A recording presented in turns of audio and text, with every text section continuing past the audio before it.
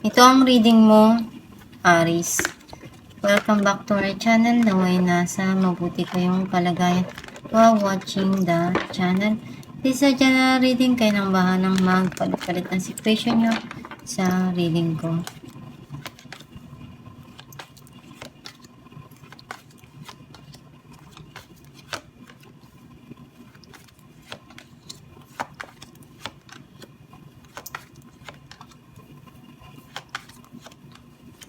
At the bottom of the deck, Ace of Wands.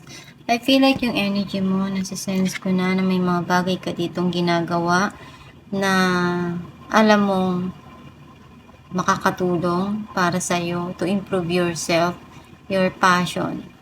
Andun yung may mga sinisimulan ka, pwedeng project, trabaho, or something na makakatulong na umunlad yung personality mo, yung pagkatao mo, yung mga bagay na pwedeng involve yung passion.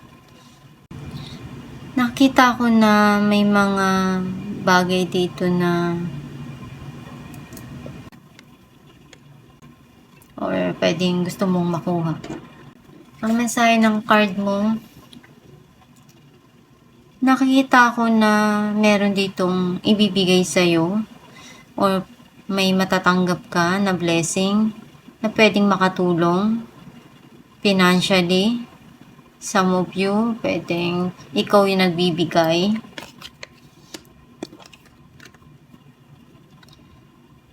Nakita ko dito na merong mga clarity na dumarating sa'yo or pwedeng nakikipagkwentuhan ka, nakipag-usap ka, or andun yung communication.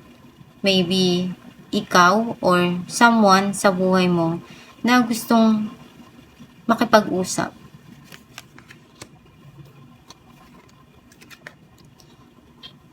May mga hindi ka pa makalimutan eh. Hindi mo mabitawan yung mga nangyari sa past or yung tao mismo. Some of you want to save para makapag-ipon and you want to secure your money, your financial.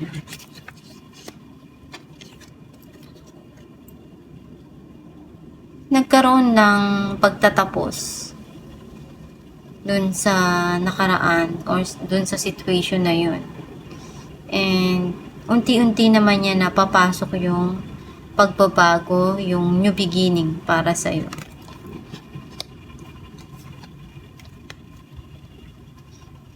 Someone coming, rushing towards you, to talk to you, to impress you, or pwedeng ikaw to, sobrang busy mo ngayon sa trabaho, or makipag-usap, makipagkaibigan. Ang dami mong pinagkakaabalahan. May mga gusto ka nang kalimutan. Gusto mo nang mag-move on. And or pwedeng may gusto kang puntahan. May gusto kang gawin.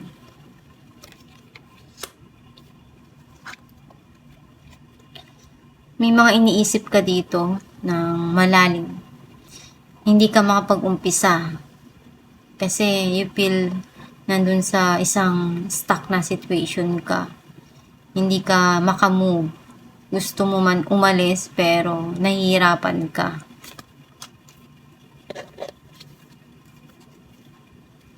May pagsisisi pero alam mo sa sarili mo na lahat ng bagay na dumarating sa buhay natin is nakalaan yun para ma-experience mo. And may mga lesson ka lang doon talaga na kailangan matutunan. At iyon yung mahalaga. Clarify natin ang Ace of Pentacles, Seven of Wands, and Two of Pentacles. Nakikita ko dito na naguguluhan ka pa. or you're trying to balance yung mga dumarating sa'yo. Kasi ang daming, kumbaga, yung passion mo, ginagawa mo naman lahat ng makakaya mo dun to build yung gusto mo na ma-receive, matanggap. Kasi may mga bagay ka dito na ginagawan mo ng paraan para makuha mo. Naripay natin ang Four of Pentacles.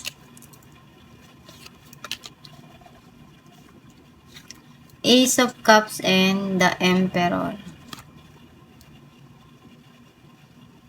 Nandun yung kinokontrol mo, yung pagmamahal na yun, na nararamdaman mo. Kasi hindi mo makalimutan yung nakaraan, yung tao.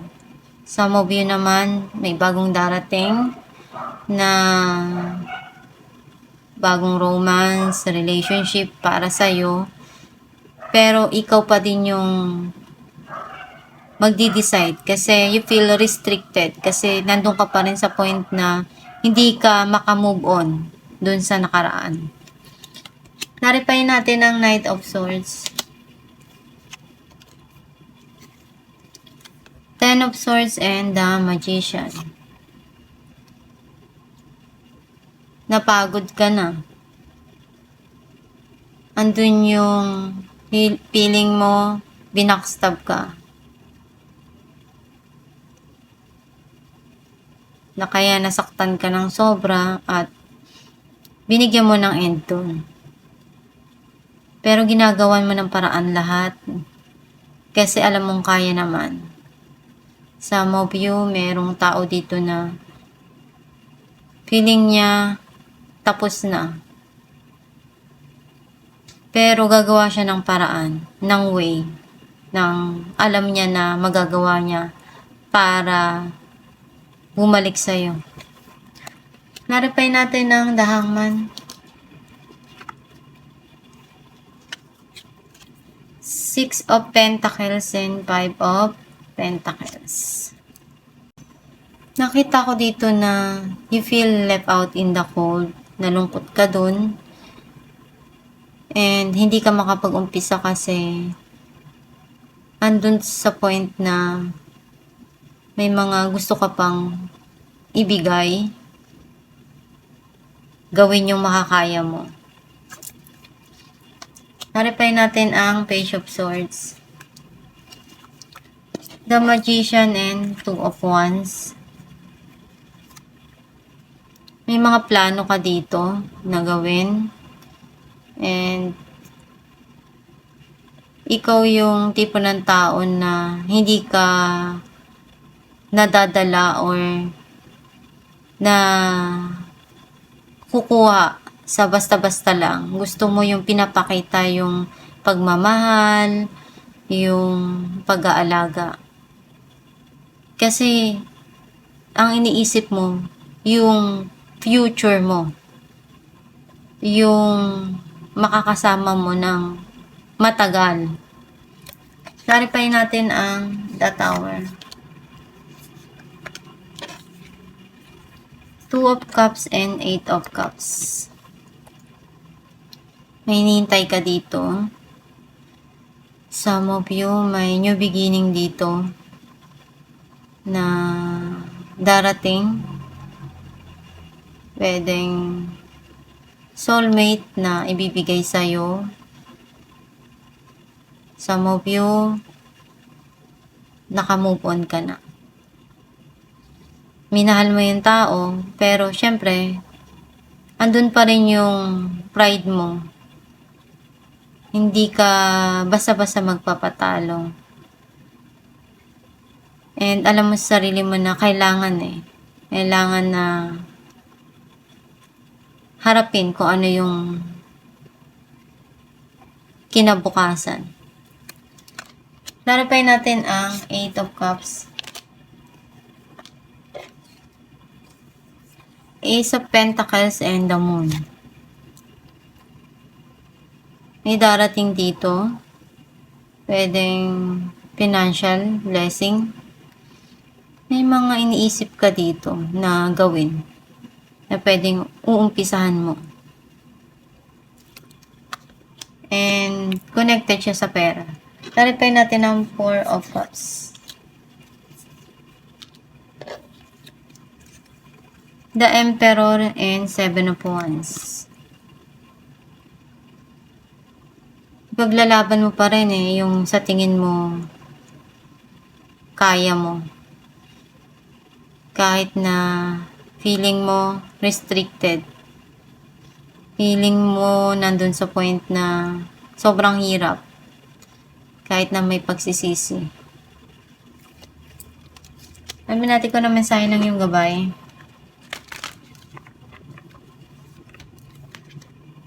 Play.